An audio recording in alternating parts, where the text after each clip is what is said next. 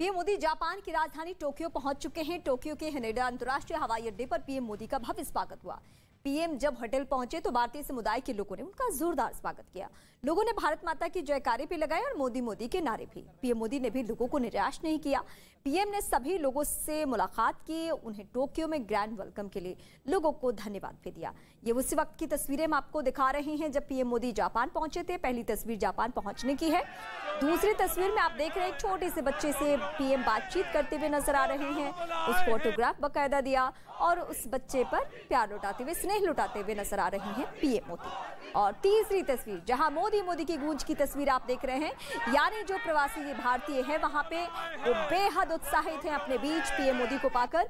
और उनकी बहुत दिनों से प्लानिंग चल रही थी कि जब भी वो जापान के दौरे पर आएंगे तो वो उनसे मुलाकात करेंगे।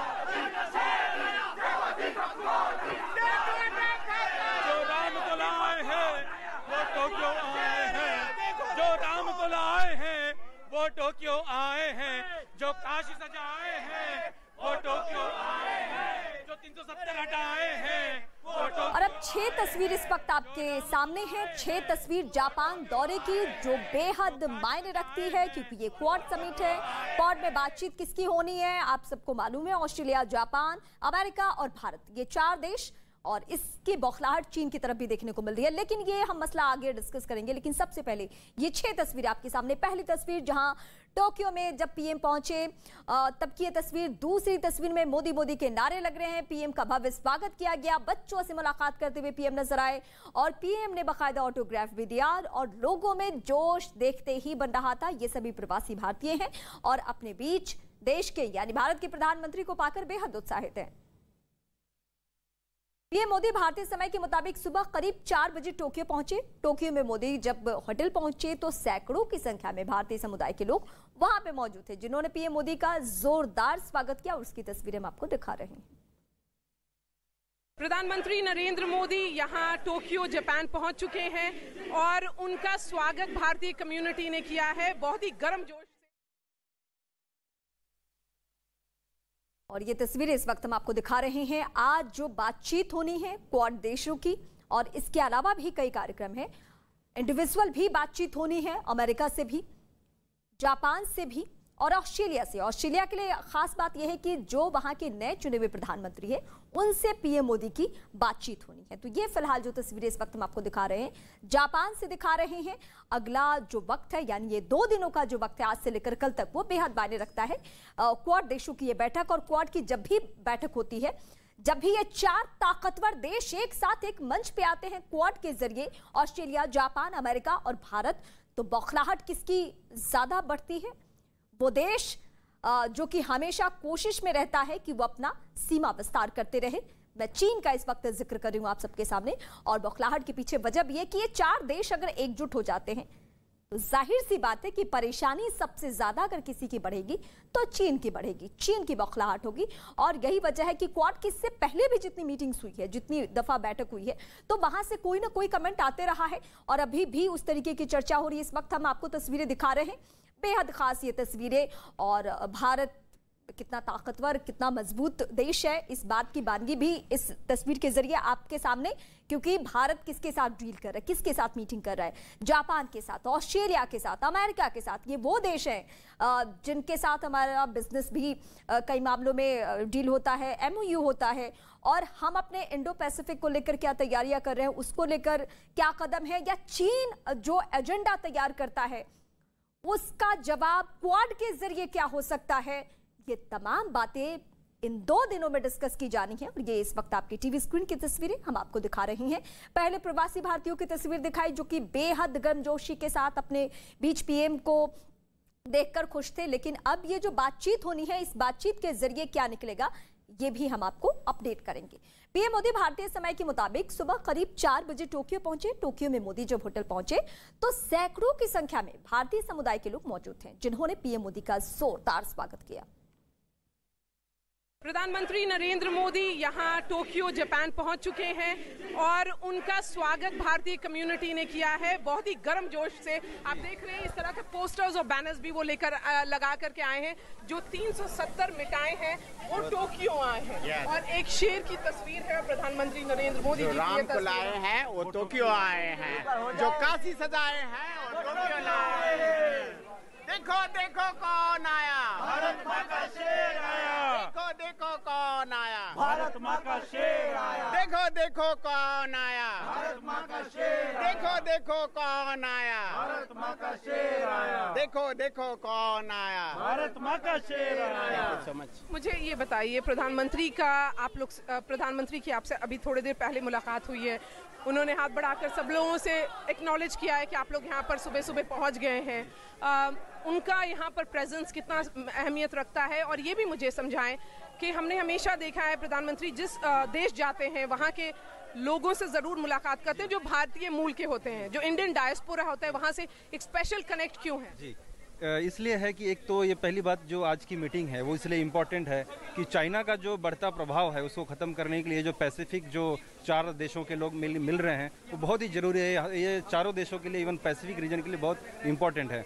और जो दूसरी बात आपने कही कि मोदी जी का जो एक मतलब व्यक्तित्व है वो ऐसा है कि भारतीय अपने आप ही खींचे चले आते हैं। और जिस हिसाब से उन्होंने देश में 10 साल से इतने काम किए हैं कि जो चाहे 370 हो, राम मंदिर हो या 3 तलाक हो, इन्होंने सारे भारतीयों को एक तरह से फिर से एकजुट होने का मौका दिया है और हम बहुत ही उत्साहित हैं और उनसे मिलके बहुत अच्छा लग रहा है। यहाँ पे महिलाओं से भी बात करते हैं, महिलाओं से भी बात। जी जी, इधर आ जाइए, इधर आ जाइए, इधर आ जाइए। इस तरह से जुड़े हैं हमारे साथ, हमारे हर मुझे लगता है कि हमारे दिल से जुड़े हैं मोदी जी। और मैं जापान में पीएम मोदी का बेहद बिजी शेड्यूल है। पीएम मोदी अगले 40 घंटे में 23 मीटिंग्स करने वाले हैं। क्वाड की बैठक में हिस्सा लेंगे। अमेरिकी राष्ट्रपति जो बाइडेन से 1-to-1 बैठक भी होने वाली है। क्वाड में भारत किन किन मुद्दों को उठाएगा? न्यूज 18 ने जापान में भारत के राजदूत संजय कुमार वर्मा से खास बातचीत की है। वो बातचीत आप सुनिए। हमारे साथ हैं एम्बेसडर संजय कुमार वर्मा और उनसे हम सवाल पूछेंगे क्योंकि क्या क्या प्लान किया है एम्बेसडर ने भारत के प्रधानमंत्री नरेंद्र मोदी जी के लिए। एम्बेसडर, प्रधानमंत्री यहाँ पर 40 घंटों के लिए हैं, लेकिन काफ़ी सारी मीटिंग्स प्लान हुई हैं। इंडियन डायस्पोरा के साथ मीटिंग है और इसके अलावा बायलैटरल्स तो हैं ही, लेकिन बिजनेस लीडर्स के साथ भी मीटिंग है। जी नमस्कार। बहुत ही पावर पैक प्रोग्राम जिसको कहते हैं वो है, और यहाँ पर प्रधानमंत्री जी बिजनेस से मिलेंगे और उनसे यह जानना चाहेंगे कि हमें और क्या करना होगा ताकि वो ज़्यादा से ज़्यादा संख्या में भारत में अपना निवेश कर सकें, भारत को अपना एक बेस बना सकें अपने ग्लोबल ऑपरेशंस के लिए। सप्लाई चेन आज बहुत खंडित है। सप्लाई चेन को किस तरह से हम दुरुस्त कर सकें, इसकी बहुत बड़ी आवश्यकता है। और मुझे पूरी उम्मीद है कि प्रधानमंत्री जी के अभिभाषण से, प्रधानमंत्री जी के साथ इंटरैक्शन से उन्हें भी वो एक अंदर से उत्साह आएगा जिसके कारण वो भारत की तरफ सप्लाई चेन इंटीग्रेशन के रूप में देख सकें। क्या एक्सपेक्टेशंस है जापान के बिजनेसमैन के? मुख्यतः ये चाहते हैं कि भारत एक स्थायी वातावरण दे बिजनेस करने के लिए, व्यापार करने के लिए। भारत एक स्थायी वातावरण दे मैन्युफैक्चरिंग के लिए, और भारत एक सोर्स ऑफ ब्रेन बने जहाँ पर से न्यू आइडियाज़ आएँ, इंजीनियर्स आएँ, न्यू साइंटिस्ट्स आएँ, न्यू इनोवेटर्स आएँ, innovation in product, innovation in processes. तो इन सबों को लेकर जापान बहुत उत्साहित है। एम्बेसडर वर्मा, एक मीटिंग इसके ऊपर शायद चाइना की खास की नज़र है, वो है प्रधानमंत्री नरेंद्र मोदी और जो बाइडेन की मीटिंग की। वो मीटिंग 24 तारीख को होगी। जितनी द्विपक्षीय मीटिंग्स हैं, जितनी बायलैटरल मीटिंग्स हैं, वो 24 की हैं। और उसमें क्या डिस्कस किया जाएगा, क्या विमर्श होगा, उन दोनों के बीच कहना बहुत मुश्किल है। दोनों वैश्विक नेता हैं और जब मीटिंग ख़त्म हो जाएगी तभी हम लोगों को पता लगेगा कि उसमें दरअसल क्या विमर्श हुआ और उसके कारण हमें आगे क्या कदम उठाने हैं।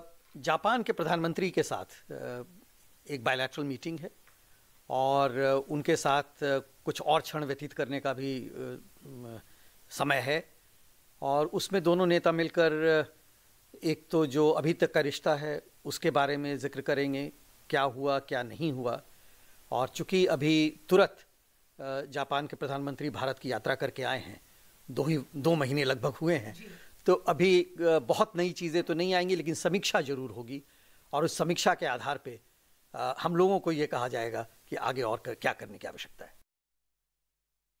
जैसे जैसे क्वाड मजबूत होता जा रहा है, चीन घबराता जा रहा है। चीन का स्क्वाड को लेकर ऊटपटांग बयान ये बताने के लिए काफी है कि चीन किस कदर परेशान है। वहीं क्वाड के 4 दोस्तों ने चीन को काबू में करने का पक्का प्लान तैयार कर लिया है।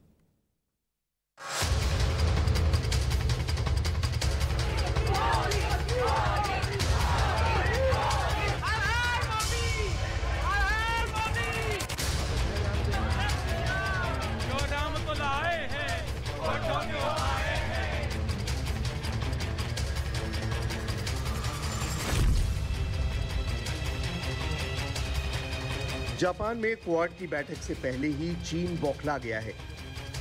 चीन के बड़े बड़े बेड़े दक्षिण चीन सागर में उतर चुके हैं। सैन्य अभ्यास के नाम पर बड़े बड़े हथियारों का प्रदर्शन हो रहा है। चीन दक्षिण चीन सागर पर अपना दावा जताता आया है। यही टकराव की सबसे बड़ी वजह भी है, जबकि भारत, अमेरिका, जापान, ऑस्ट्रेलिया समेत कई एशियाई देश चीन के रुख का विरोध कर चुके हैं।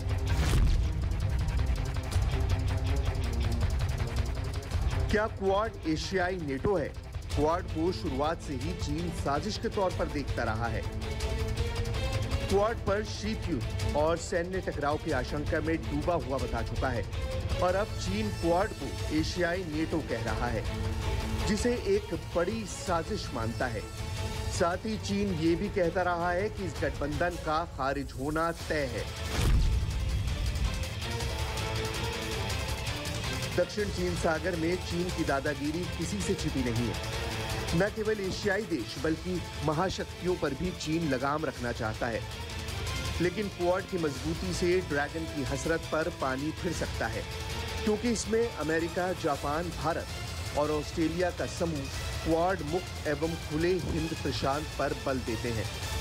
साथ ही क्षेत्र में चीन की बढ़ती सैन्य उपस्थिति के मद्देनजर मुक्त एवं खुला हिंद प्रशांत की जरूरत की चर्चा कर रही है। चीन करीब करीब संपूर्ण विवादित दक्षिण चीन सागर पर अपना दावा करता है, जबकि ताइवान, फिलीपींस, ब्रुनेई, मलेशिया और वियतनाम उसके कुछ हिस्सों पर दावा करते हैं। चीन ने दक्षिण चीन सागर में कृत्रिम द्वीप एवं सैन्य प्रतिष्ठान बनाए हैं। चीन का पूर्वी चीन सागर में जापान के साथ भी विवाद है।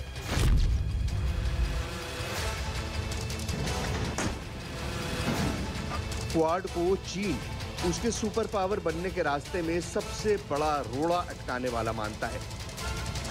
चीन का मानना है कि इसका गठन सिर्फ उसके हितों को नुकसान पहुंचाने के लिए हुआ है।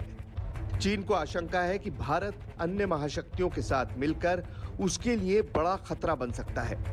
भारत अमेरिकी रणनीति साझेदारी से चीन क्वाड को लेकर घबरा रहा है। अमेरिका के करीबी साउथ कोरिया के क्वाड से जुड़ने की चर्चा से भी चीन टेंशन में है। चीन की दादागिरी के चलते इस संगठन में कई और एशियाई देश भी जुड़ सकते हैं, जो भविष्य में चीन को बड़ी चुनौती दे सकते हैं। यूक्रेन युद्ध के बाद इस बैठक पर चीन और रूस की भी नजर है। बैठक ऐसे समय में हो रही है जब अमेरिका भारत को अपने पाले में लाना चाहता है। कुछ दिन पहले ही भारत की यूक्रेन पर तटस्थ नीति की निंदा भी कर चुका है। इस बैठक के बाद दोनों देशों के संबंधों में फिर मिठास आ सकती है। क्वाड के प्रमुख देशों के राष्ट्राध्यक्षों के साथ पीएम मोदी मंच साझा करेंगे। भारत की बड़ी financial subscription service money control pro special offer के साथ अपनी तीसरी वर्षगांठ मना रही है। रोजाना सिर्फ ₹1 में मनी कंट्रोल प्रो सब्सक्राइब करें और ₹1 लाख से ज्यादा के ऑफर पाएं। क्वाड समिट में हिस्सा लेने जापान पहुंचे पीएम मोदी। भारतीय समुदाय ने पीएम का किया भव्य स्वागत। भारत, अमेरिका, जापान और ऑस्ट्रेलिया यानी क्वाड देशों मोदी जो राम को लाए हैं वो टोक्यो आए हैं। स्विट्जरलैंड के दावोस में आज से शुरू होगी विश्व आर्थिक मंच की सबसे बड़ी बैठक। केंद्रीय मंत्री पीयूष गोयल के साथ कई राज्यों के मुख्यमंत्री भी होंगे शामिल। न्यूज 18 पर देखिए दावोस से WF की हर खबर। डावोस से लाइव और एक्सक्लूसिव न्यूज 18 इंडिया पे।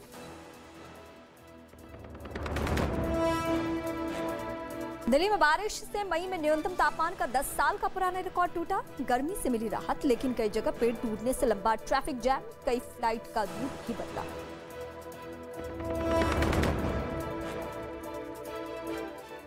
उधर क्वाड से घबराए चीन की नाक के नीचे जापान और अमेरिका ने शक्ति प्रदर्शन किया और एलिफेंट वॉक के जरिए हवा में अपनी ताकत दिखाई।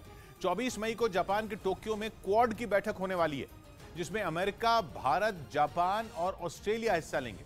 कहा जा रहा है कि चीन इस बैठक से पहले घबराया हुआ है और उसकी घबराहट जापान के मिसावा एयरफोर्स बेस पर हुए साझा अभ्यास से और बढ़ सकती है, जहां जापान और अमेरिका के लड़ाकू विमानों ने एलिफेंट वॉक की। मतलब दोनों देशों के लड़ाकू विमान हाथियों के झुंड की तरह रनवे पर खड़े हुए और फिर उड़ान भरी। इस खास तरह के फॉर्मेशन में एक साथ लड़ाकू विमान बड़ी संख्या में खड़े होते हैं और फिर 10 से 15 सेकंड के गैप पर टेक ऑफ करते हैं। मतलब ये कि पहला विमान उड़ने के करीब 15 सेकंड बाद दूसरा लड़ाकू विमान